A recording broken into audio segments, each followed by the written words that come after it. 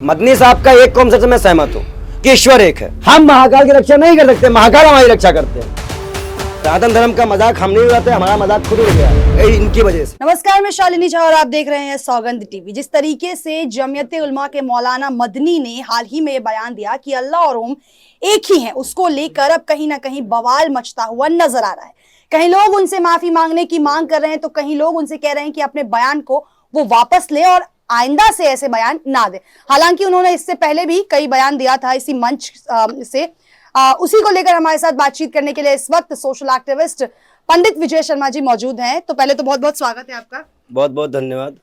सवाल की शुरुआत यहीं से करती हूँ कि मदनी ने ये बयान दिया है कि अल्लाह और ओम जो है वो बराबर है, तो आप कितना सहमत हैं और क्या आपको लगता है जिस तरीके से विरोध हो रहा है उनके बयान का वो सही है या गलत? देखिए, जनरल तौर पे तो हमें कहते हैं बनाने वाला एक है। कोई भी इंसान जब पैदा होता है तो वो एक इंसान ने बताया कि वो मुसलमान घर में पैदा हो रहा है या हिंदू घर में पैदा हो रहा है। ये कॉन्सेप्ट हमारे हाथ में नहीं होता और ना ये कोई यह तय कर सकता है कि पंडित विजय कुमार का शर्मा जब मरेंगे तो वो पंडित ही बनेंगे या वो किसी ऐसी धर्म में आएंगे। दूसरी महत्वपूर्ण बात, उनका जो बयान है कि ईश्वर एक है वो तो हम मान सकते हैं। अब आते हैं ओम और अल्लाह पे।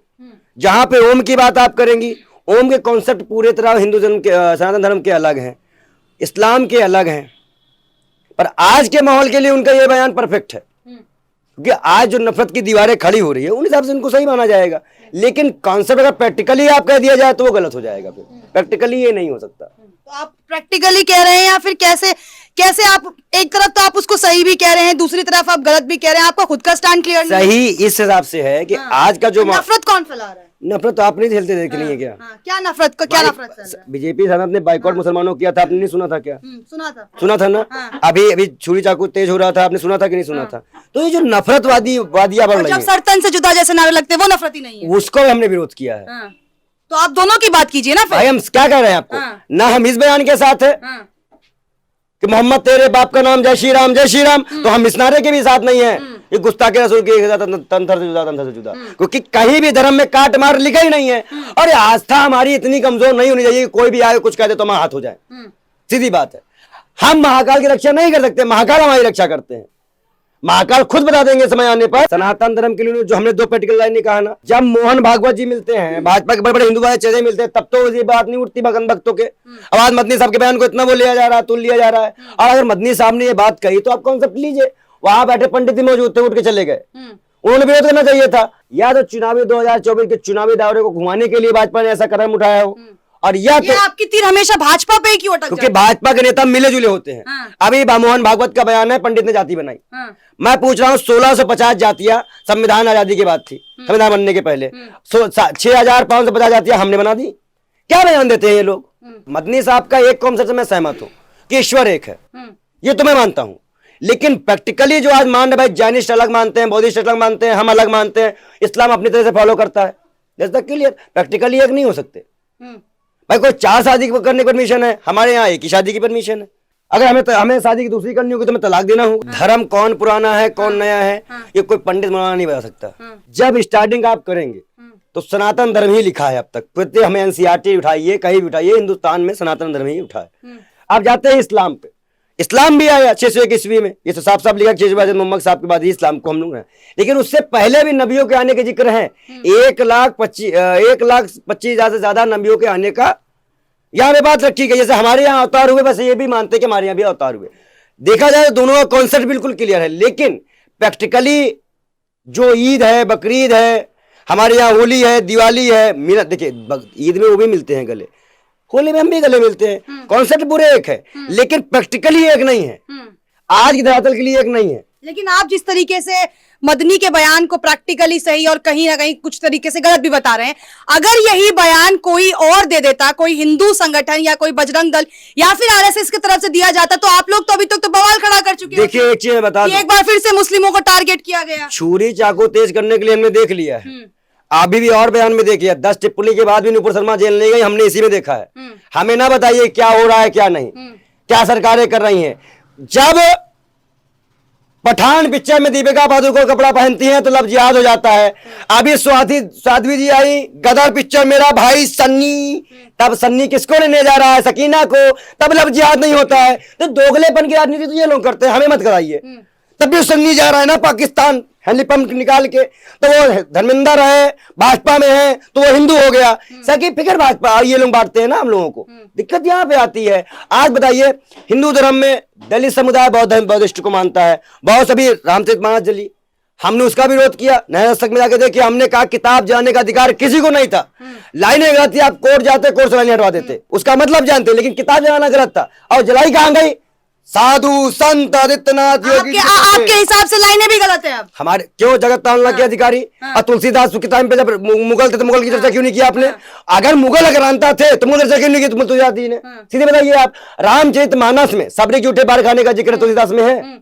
करेंगे कुरान का जिक्र, बाइबल का जिक्र करेंगे आप? मैंने क्या कहा आपसे? आप करेंगे जिक्र? अगर आप रामचरितमानस पर उठा रहे हैं हिम्मत तो कर दीजिए फिर। जब हम कह रहे हैं, जब वाल्मीकि रामायण, हम लोगों से ये सवाल किया जाएगा हिंदुओं से भी कि आप इस पे उठाए तो क्यों उठाए? आप लोग क्या मुसलमान, आप क्या इस्लामी पढ़ के आई हैं क्या कि इस्लाम के क्या काउंटर करना है? आप आइए ना अपने धर्म पे, आप आइए भगवत गीता के निष्काम कर्म योग में, तो संत नहीं निभा रहे हैं। आप अपने धर्म को ही गलत बताएंगे। मैं क्या कह रहा हूँ आपसे, आप इस भगवत, मैं इसको मानू, मैं इसको मानू कि मैं पाखंडियों को मानू? मानू किसको? वो आपकी श्रद्धा है ना, आप भगवत गीता के भी खिलाफ हो जाएंगे। मैं अपने श्रद्धा के हिसाब से आपको बताता हूँ, मैं कोई फेक प्रकार नहीं कर रहा हूँ। भगवत गीता में जब साफ साफ श्री कृष्ण ने अर्जुन से कहा था, क्या कहा था कि निष्काम कर्मयोग की साधना करो। आज बताइए रामदेव बाबा 1.5 आंख लेके कौन सा राम निष्काम कर्मयोग की साधना कर रहे हैं? उनको बिना कपड़ों की महिलाएं अच्छी लगती है, इनका बयान जायज मानेंगे? बताइए। आप खुद भगवा पहन के भगवा के खिलाफ हो जाते हैं, वो जायज नहीं? मैं भगवा के खिलाफ नहीं हुआ हूँ, सीधी बात है। आप पखंडियों को अच्छा बताइए, राम रहीम रेपिस्ट है और कंपोज कर रहा है गाना, उसको भगवाधारी और संत मानेंगे क्या? ऐसे लोग हम संत माने? खिलाफ कोई खड़ा नहीं हुआ है, सब खड़े हैं उसके खिलाफ। कहाँ खड़े हुए भाई? कंपोज का विरोध नहीं, 3 बार पेरोल, अरे जाके देखिए कल का वीडियो है, कंपोज कर रहा है गाना कंपोज करने की परमिशन दी है आपने। ये मजाक हमने नहीं बनाया है, मजाक भाजपा ने बनाया है सनातन धर्म का। तो ऐसे बताइए संस्कारी कहे जाते हैं। कौरवों ने सिर्फ साड़ी खींची थी द्रौपदी की, पूरा कुल वंश हुआ था। हमारे यहाँ रेप करने वालों को संस्कारी बताया गया, हमारे धर्म का तो अपमान है ना। आज भगवा पे आपने ये जिक्र उठाया, मालूम चला भगवा रंग के कपड़े भी बिक रहे हैं, जूते के नीचे ही भगवा पहना जा रहा है और खुद कई नेता खुद भगवा जूते पे पहने गए। ये क्या मजाक था? आप एक रंग को डिफाइन करने लग गए। जो लोग नहीं जानते कि हिंदू धर्म में कौन कौन ये कपड़ा पहन के बकदरी किया। 1973 में वो कौन थी, वो क्या नाम उनका, डिम्पल कबाड़िया का भी दिख गया, मनोज तिवारी का दिख गया, खुद बिगनी में दिख गई स्मृति ईरानी जी, दिखी नहीं? तो आपने क्यों ये मजाक बनाया, क्यों ले आए मुद्दे को आपने सड़कों पर? अगर आप सेंसर साधु संत जाते सेंसर बोर्ड पे, हम कह रहे हैं प्रधानमंत्री से कहते कि आप लिखिए और दीजिए।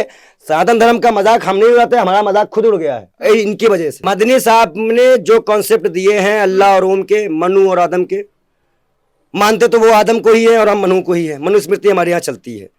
हाँ, हमारे दलित समाज इस चीज को नहीं मानता है, आदिवासी नहीं मानता है। सीधी बात साहब, कंट्रोवर्सी में बता रहा हूं आपको, जो फैक्ट है ये कोई नहीं बताता, ये सब डरते हैं। क्योंकि हमारे यहाँ बागेश्वर वाले बाबा के पास भी दलित जाता है तो उनको छूट करके भगा दिया जाता है। जात पात ऊंच नीच हमारे यहाँ पे है, ये तो फैक्ट है। और इसको दूर करने का प्रयास भी समय समय पे लोग करते आए हैं और करते रहेंगे, सीधी बात है। लेकिन मदनी साहब को कोई माफी मांगने की कोई जरूरत नहीं है। माफी तो उनको तब मांगनी थी जब वो मोहन भागवत से मिले थे, तब उनको माफी मांगनी चाहिए थी। तब ये बीजेपी वाले ने क्यों नहीं माफी मंगवाई? जब आपके नेताओं से मिलेंगे तो आप माफी नहीं मंगवाएंगे। अब आज मदनी के बयान पे आपको इतना बुरा लग गया। ये भाई मदनी को शेर तो दिए मोहन भागवत ने, तो मोहन भागवत माफी मांगे। भाई मिलने तो आप गए थे, तो आप मांगे माफी डाल के। और मदनी साहब को अगर इस पे पेन कॉन्फ्रेंस करके डिटेल में बताना चाहिए कि उन्होंने क्या कहा और किस संदर्भ में कहा। अगर उनकी डिटेल देने के बाद पब्लिक संतुष्ट नहीं होती है तो संत हैं, हम भी संत हैं, वो भी संत हैं। अगर पब्लिक के उस इमेज में धड़कन लगी है तो जिसको ठेस पहुंची उससे माफी, बात खत्म।